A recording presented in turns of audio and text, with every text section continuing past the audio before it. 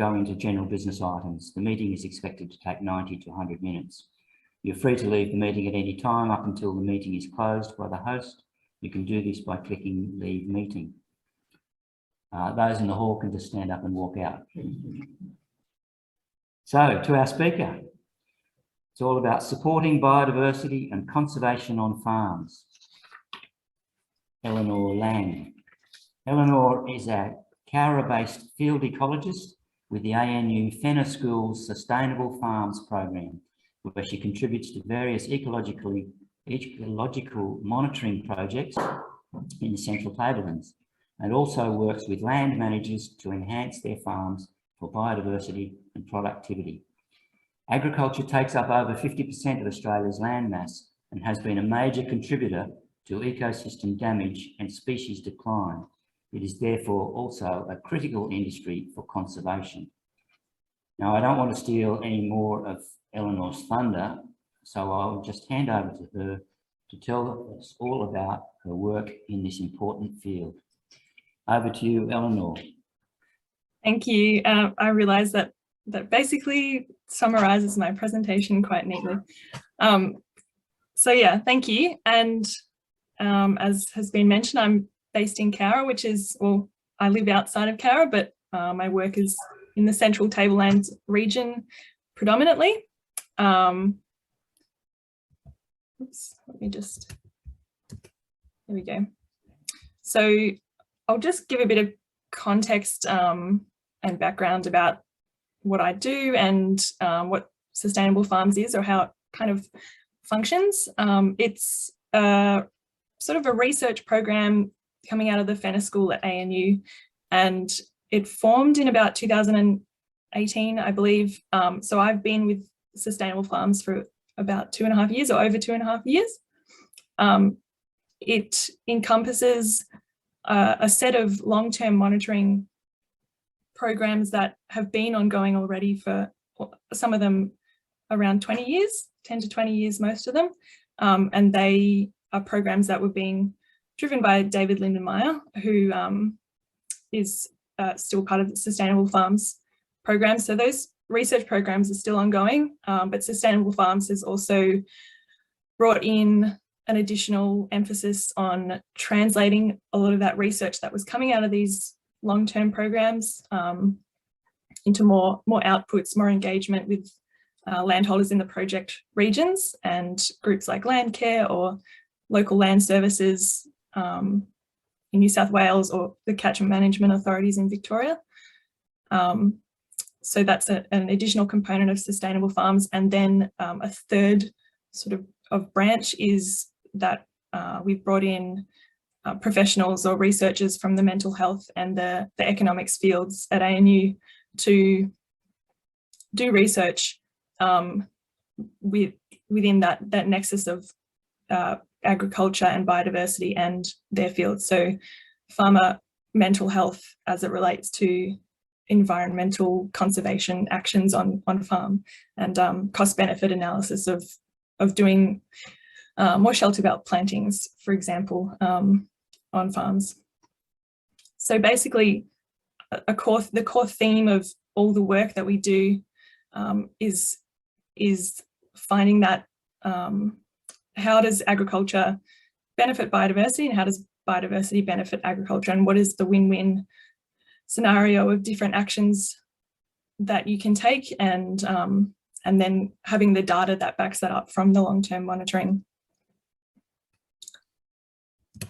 So this is our current project region, and I'm in the top at the Cowra base with one other field ecologist, and then we have two other mini teams in the Wagga area, and then the Albury-Wodonga area, mini teams of field ecologists, and we all have sort of our regional projects that we work on, but we also help out at each other's areas to just make sure that everything, all the seasonal surveys can get done, and all the data can get collected when it needs to. So basically what I do throughout the year is there's seasonal and regular survey efforts that need to happen for our various projects, and they might be spring bird surveys, and some projects require a nocturnal animal survey, so spotlighting, frog surveys. I do water quality and vegetation surveys as well at a lot of sites, and then reptiles on some of the projects, and that sometimes is every 2 years. They're not always every year, just so that we can shuffle things around and make sure data is collected in a timely fashion every year. And then, as I mentioned, a couple of weeks a year, I will go to one of the other project areas and stay for a week, and we all get together and smash out as many bird surveys as we can, or as many spotlighting surveys as we can. So that's pretty fun. And then outside of survey work and monitoring is a lot of events like workshops or field days. That might be a bit of a talk out on a farm in collaboration with the local land care group, and farmers or just interested people come along, and I might talk about the benefits of fencing off a paddock tree, and or how to revegetate a creek line, things like that. So I suppose for a bit of a greater context, as was already mentioned, agriculture, it takes up over 50% of Australia's land mass. It's a huge amount, and so I suppose historically to convert that much land towards agriculture required a fair amount of destruction and loss and change, but it also suggests that there's a lot of land and a lot of landowners that can contribute to conservation and have a fair bit of sway over large spaces. And within that, I mean, the nature reserves and the dedicated conservation zones that Australia does have, they're increasingly vulnerable and fragmented. The recent bushfires demonstrated that some are liable to be completely wiped out in a short amount of time, and these are spaces that we've traditionally put our hopes and efforts and sometimes money into as the dedicated conservation place, and then the rest can be for business. So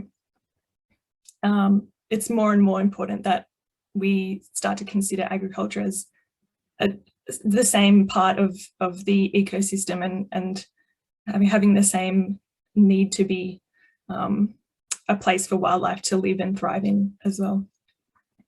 And in saying that, a lot of farmland is where endangered or rare ecosystems still persist, and some species as well.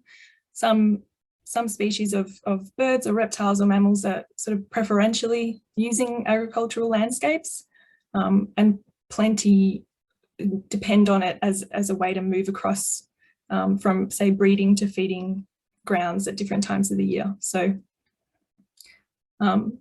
agricultural communities and regions are places that I think already can often have strong pre-existing networks and systems for doing restoration works. So land care is a great example, and there's a lot of keen landholders that are also interested in wanting to do more works, but there's a lack of funding, a lack of support. So I suppose having the data in what we call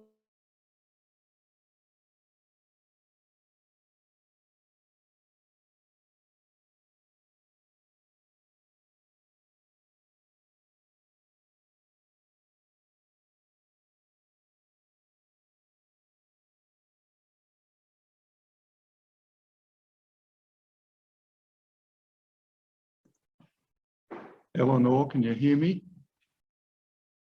No. She can't. Okay, I think we're back online. Can anybody else out there besides Eleanor? I presume you can hear us.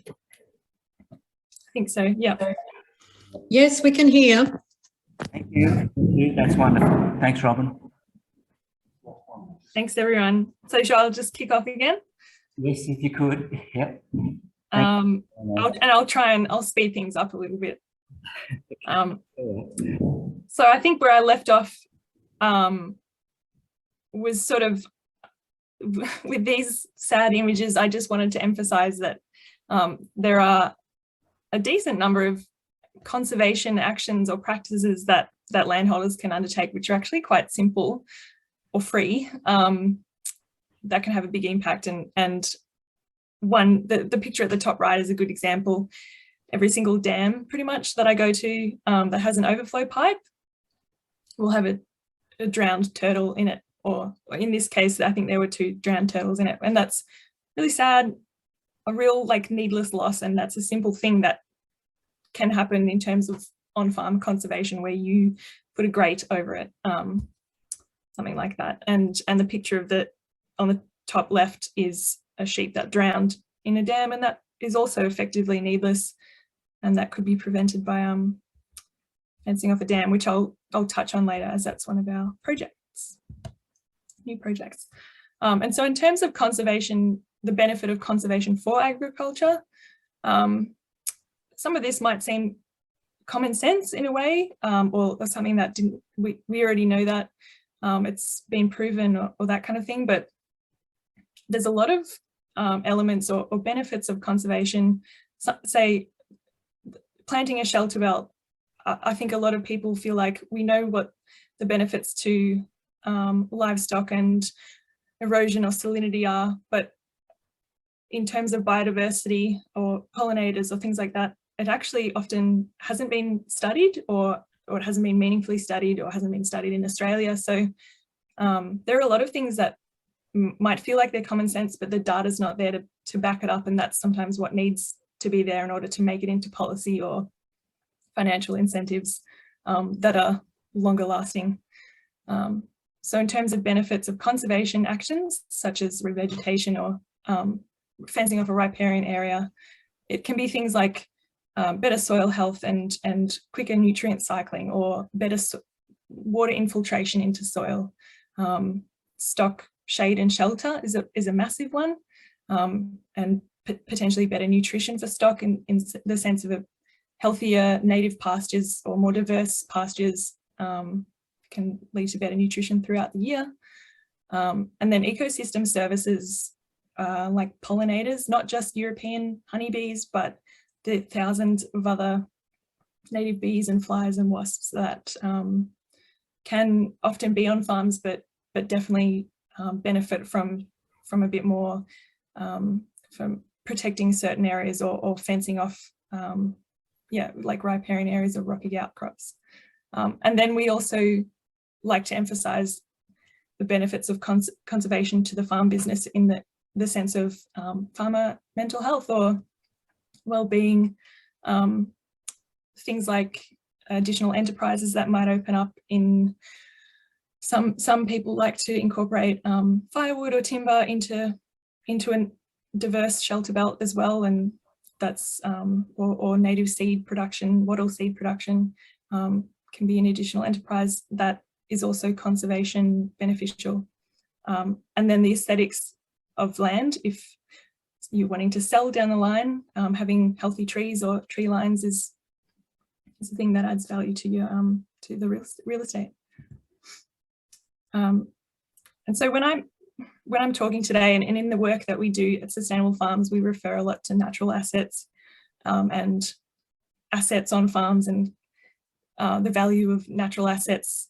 It's in reference to a range of different habitat types or resources that are often on farms that can have distinct benefits to both wildlife conservation and productivity. And in some cases, they're a habitat type that itself needs to be conserved and protected, and that's rocky outcrops is an example of that, where it's both a really powerful place for biodiversity, and it can be an important place that provides shelter or things like that, but it's increasingly being lost or destroyed in landscapes. And just as an example of what I mean, paddock trees are considered a really important natural asset.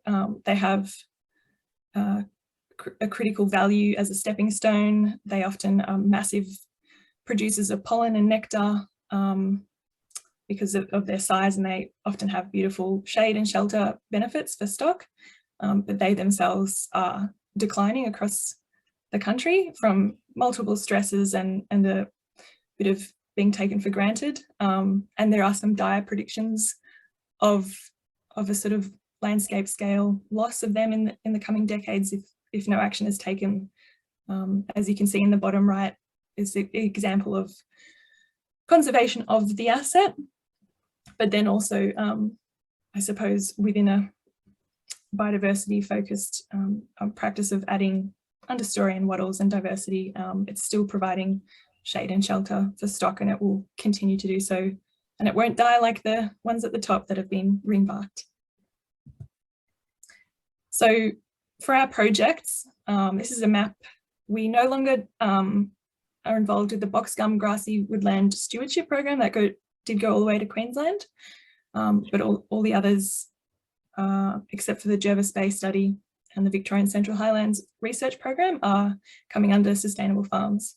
So I'm the orange, no, whatever that grazing study colour is.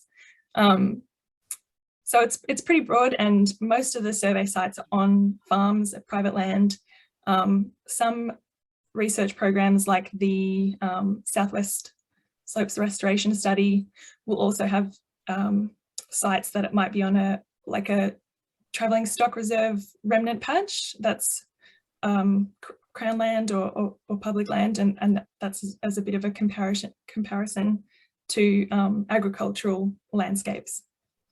And most of these projects have been running since the late 90s or early 2000s, so a significant amount of time, and that's really not, there's not many other long-term monitoring studies to do with biodiversity that are around, and there's certainly not many that relate to agriculture. So we've been able to capture a lot of things like droughts and fires over time. I'll just give a little info on some of the studies for more insight, but the Nanangrow natural experiment is that's sort of east of Into the Hills near Gundagai and established since 1998, so it's quite long running, and that was established when a big area of farmland was being converted to pine forest. So we were able to set up sites throughout the pine forest areas, as well as little patches of remnant woodland that were going to be enclosed by the pine forest, and then have control sites on surrounding farmland to see what changes, what's impacted, what benefits over time. And that's been really interesting. One of the things, the observations that's come out of that is the pine plantation is effectively, because it's such a significant area, it's effectively created a sort of forest ecosystem, and really interesting birds have turned up, like lyrebirds and eastern whipbirds, bowerbirds, I think too. And it in the first, I think within the first 10 years, there was a bit of coexistence of forest and woodland species of birds in the woodland patches that were enclosed by the forest. But then after that period, the woodland birds tended to disappear. Whether that was that they died or they moved on, it's unclear, but so that was an interesting finding. And there's also been a really significant invasion of blackberry throughout the remnant patches and the gullies, and just throughout the whole thing, which has really impacted things like reptiles and probably provided habitat for a lot of little birds, but so it's been interesting. The Southwest Slopes Restoration Study is, that's around the Wagga region, and that's looking at the benefits or the impacts of shelter belt establishment on farms as compared to remnant woodland patches, and then a control of, or a comparison of no shelter belt on a farm in general. And that's allowed us to draw these inferences that you can see in the right, which again, they seem common sense, but now we have data to emphasize it, that designs like shelter belts that incorporate paddock trees, or shelter belts that connect one remnant patch to another, they perform better for bird diversity than isolated patches or small patches.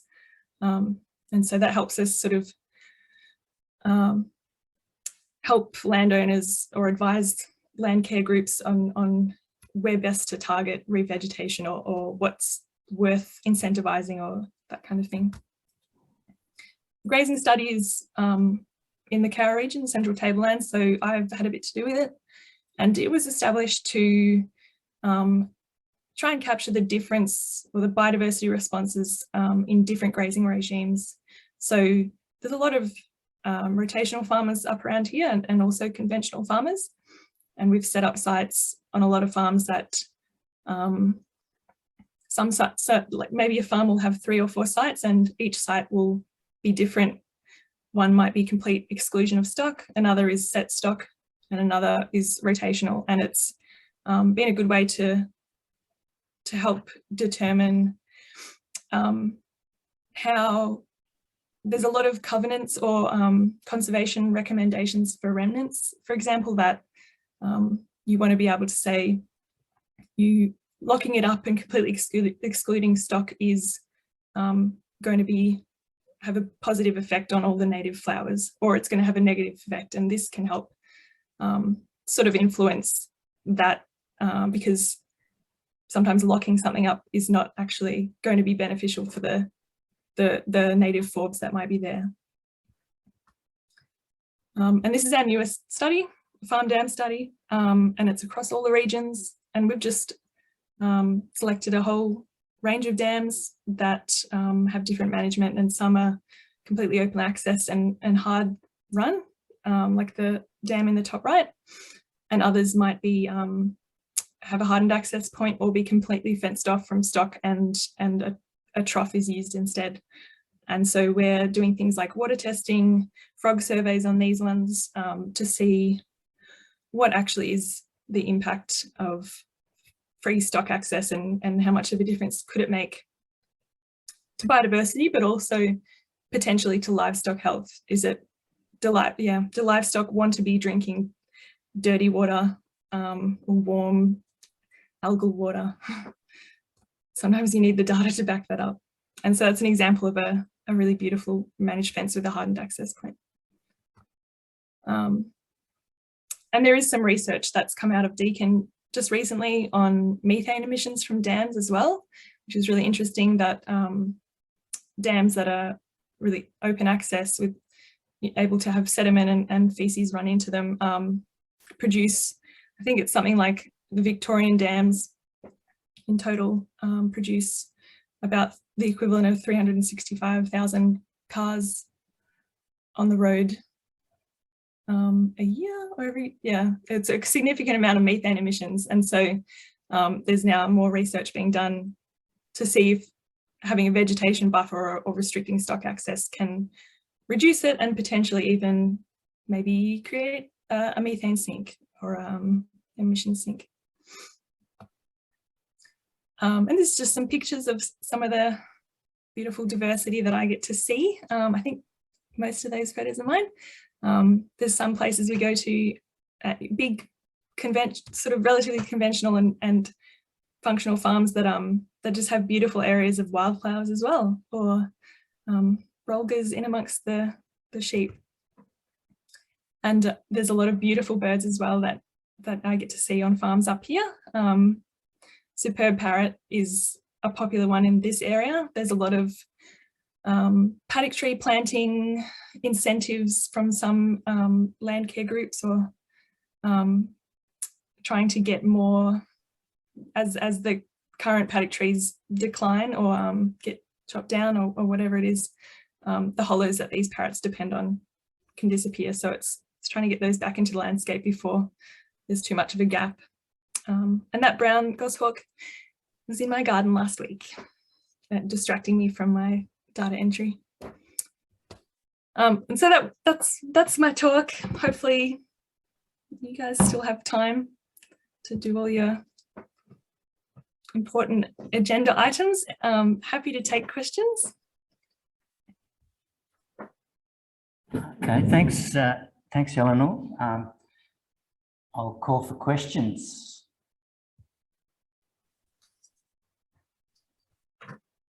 Any on Zoom? Could you come up the front? Do you want to ask a question? Yes. Yes. Could you come up the front, please? Oh. We need you to speak just into the microphone. What you're doing, Eleanor, seems really valuable, but how many people are doing, say, in New South Wales, are doing the sort of thing you're doing?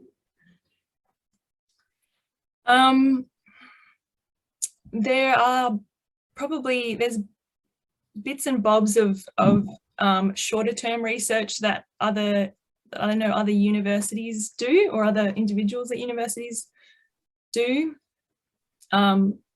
But I can't think of anyone else who's doing this long-term, consistent over time collection of data. It's often like a two-year research program that might be looking at one or two specific things, and it's not common. And it's because it's hard to get the funding, and you know, I don't think there's been a long history of wanting of authorities or governments wanting the long-term monitoring. They just sometimes want it to be done and dusted.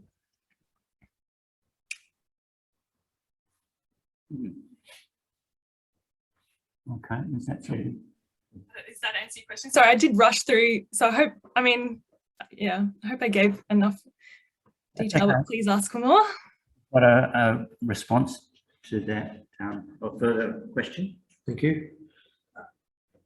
Where does your funding come from? And how could perhaps people like us, election time, get this higher up the politician scale of doing something useful for That's where David Lindenmayer comes in. He's good at that.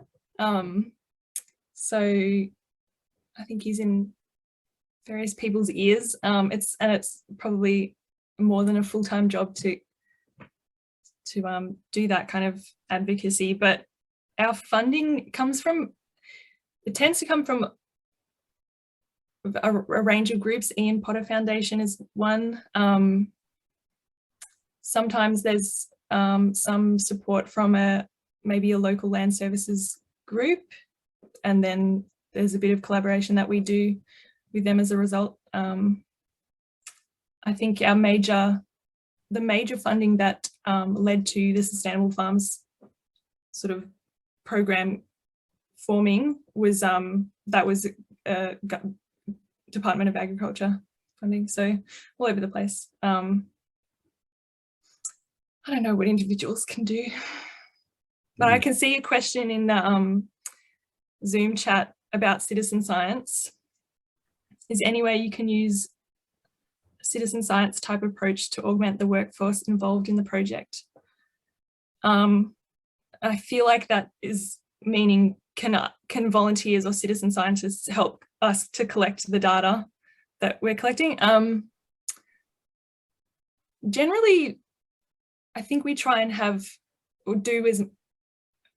only do as much as the workforce that we already have, if that makes sense. And sometimes we're a little bit short of people and of staff, and there's a few people we call on, but generally not.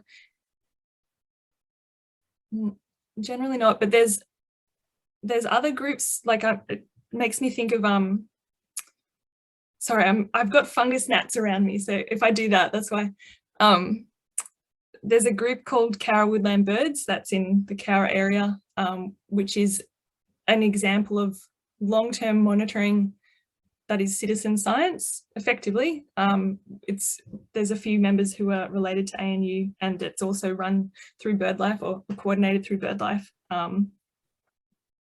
So there are some similar citizen science related long-term scientific monitoring that is around, but I don't think, yeah. probably too much to Can I add to that question? Is there some possibility of people doing some of the more tangible work? I noticed that you had a photo of a tree fenced off. Is there some need of helping with that sort of work? not through us, but through because we don't really have the funding or time or people or whatever to do like actions like fencing off, unless it's specifically to then go back and research it. But land care groups or do a lot of that, and there's possibly some involvement. You can help out local land care groups that are already doing that potentially.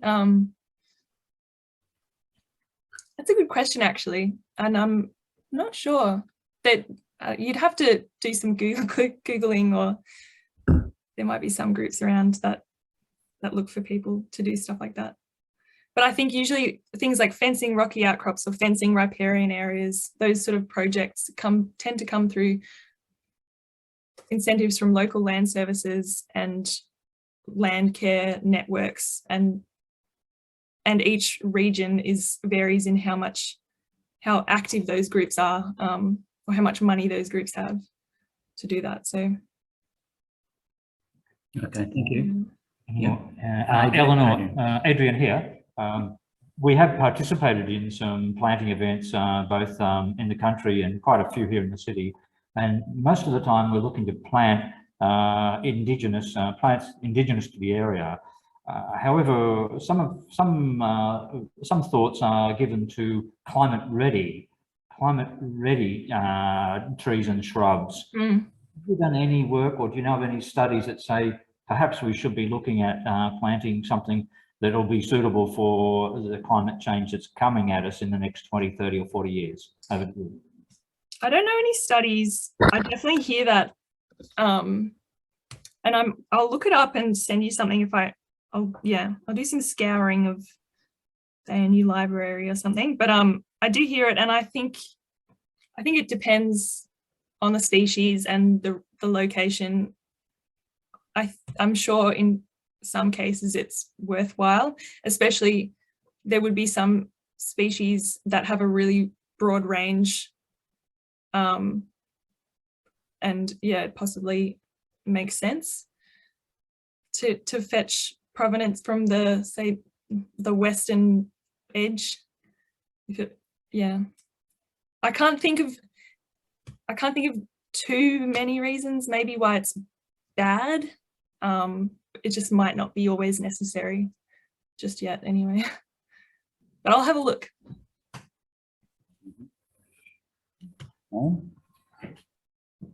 Another question coming.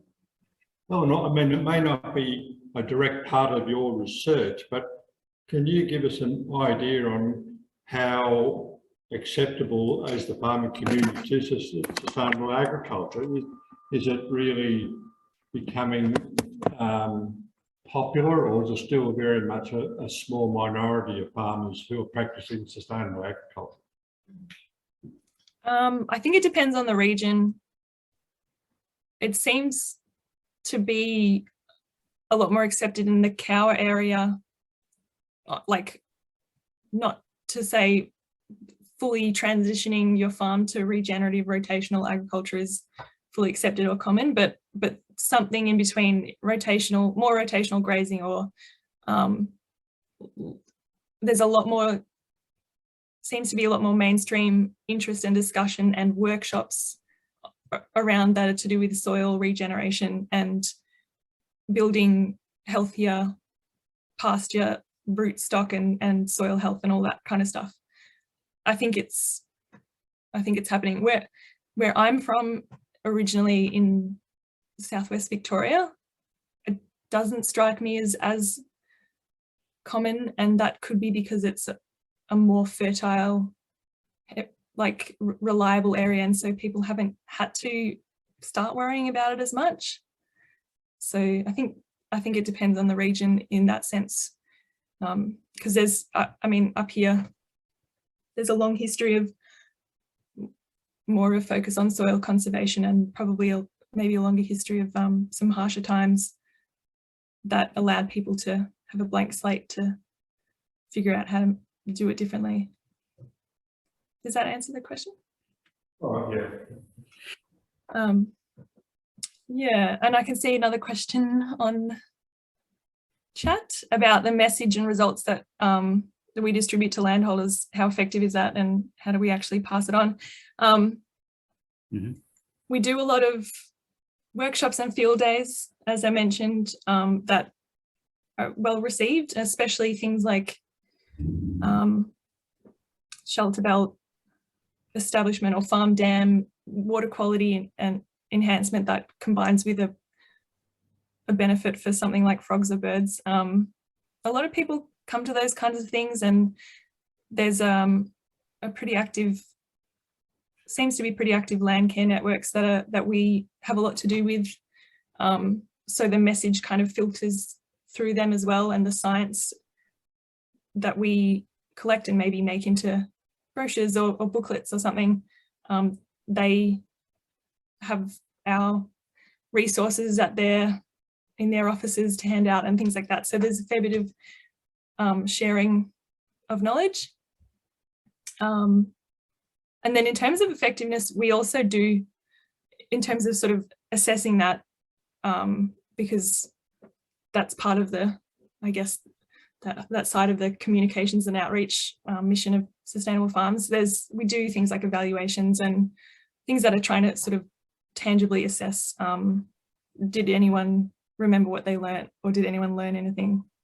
So we do try and follow that sort of stuff, the same as land care groups would at their events. Okay, thank you. Any more question? Another one? Mark, please. Yep. Eleanor, could you be fairly concrete with us?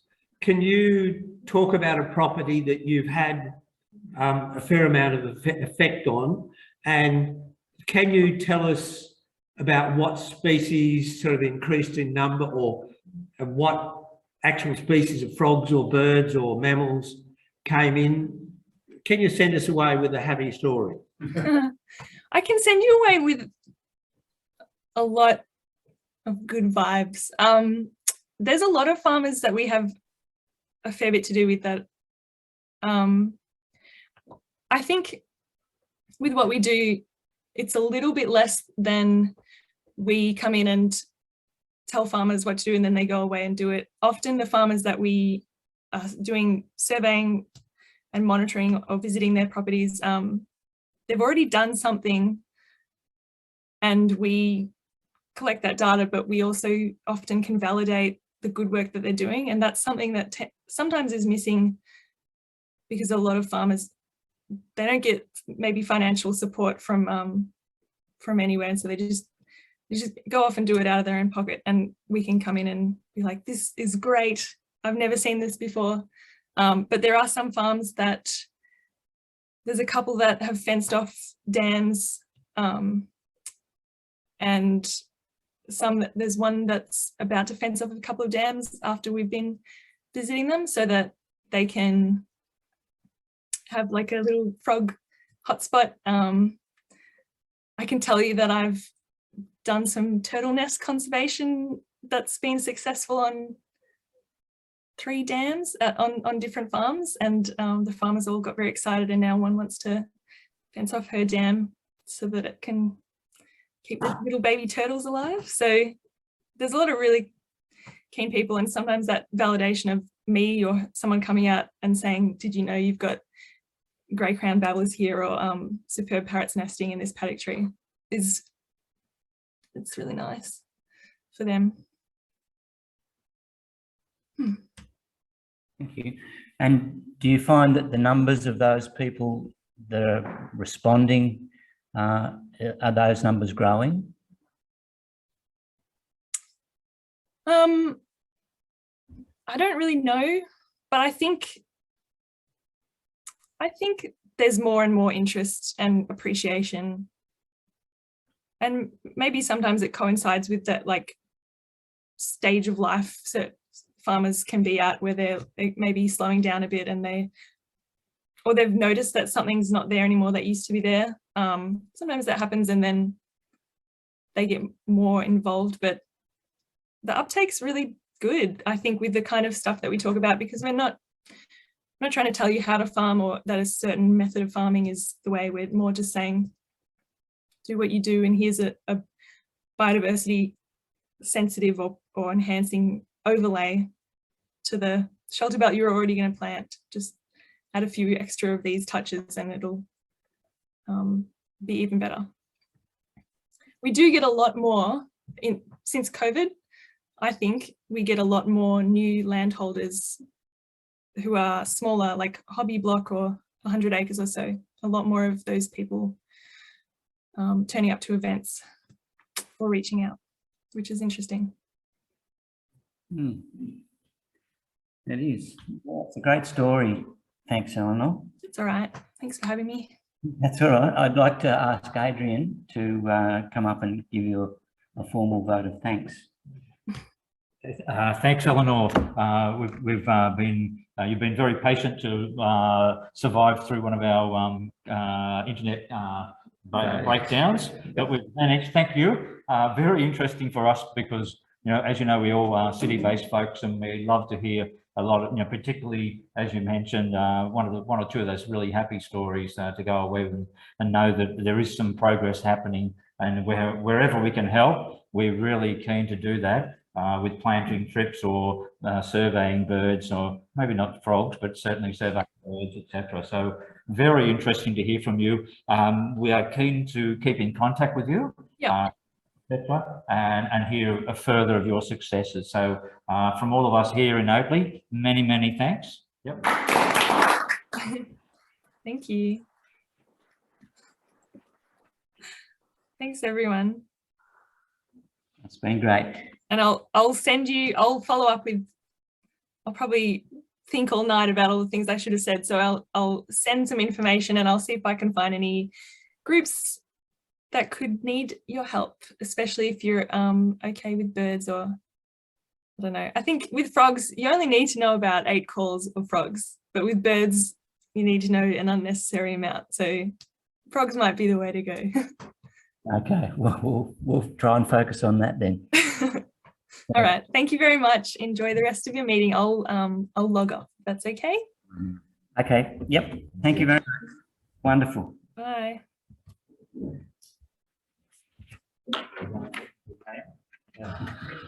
Rescue.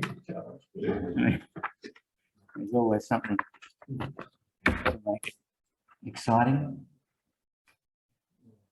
Okay. Oh, we can see our Zoom guests in here in the church hall. Okay. This is coming from this computer, different screen. Yeah. Don't know. Doesn't matter. Okay. General business. First item on the agenda, and I think most of you will have heard of the passing of Rafe Cowra, one of our founding members of Oakley Flora and Fauna Conservation Society. Although it wasn't conservation, the word conservation wasn't in the original title of the society, that came a little bit later. It was just the Oakley Flora and Fauna Society when it was first formed. There's been some published tributes to Rafe. A leader article was quite comprehensive. I believe Cliff Crane put most of that in, and it's well worth reading. I learned more about Rafe than I already knew from that article, and that was very enlightening. What date was that leader article? Yes, it was recent. It was within the last week. I've got a link to it, but you have to be able to click on it. It's online, yeah. Yeah, but Yeah, it mightn't always be in the paper. In the paper, yeah. It might be in this one coming on Wednesday. Rafe's funeral will be held 10 a.m. Wednesday, the 4th of May. That's not this coming Wednesday, but the one after that. It'll be out at Rookwood Crematorium, and the funeral will also be on the internet broadcast if you can't get to the crematorium. So